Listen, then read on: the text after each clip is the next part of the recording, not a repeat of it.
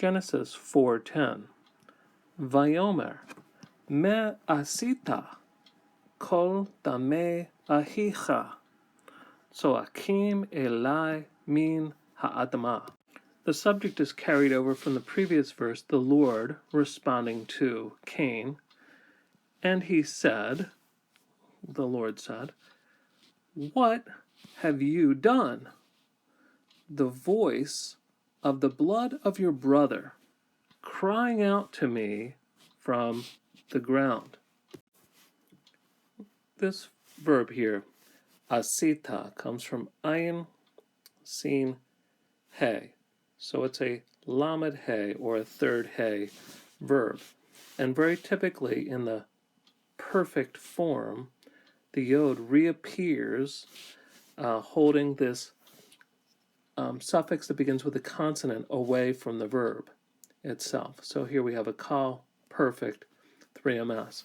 What's a little bit different is in the previous verse, Cain used a perfect, I don't know, where here the Lord uses a perfect, what have you done?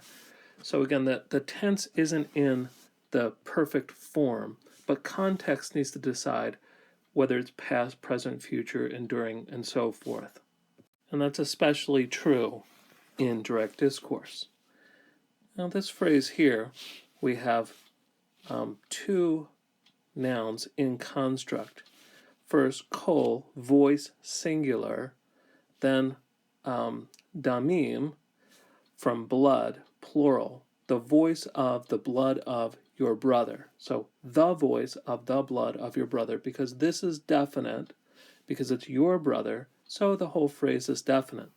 And notice the difference here, whereas kol has an irreducibly long vowel, there's no change when it's in construct, we just know from context. Whereas damim, we have this change on the end to show the plural relationship to the absolute word, your brother. And then this phrase, this term here, tsoakim, comes from tsare, ayin, kof, and what we have is an ayin in the ayin position, in the middle position. So instead of the shva that we would normally expect, we have a hatuf ptak, that is shva with a ptak in the middle, because of the demands of this ayin letter. So this is a kal participle, masculine plural, and the subject is blood. The blood of your brother is calling out. And as Van Rad points out in his commentary on Genesis, here we have the blood itself bears witness and testifies to the Lord God, because he's the creator. And that's the whole idea here, is he creates, so only he has the right of life and death.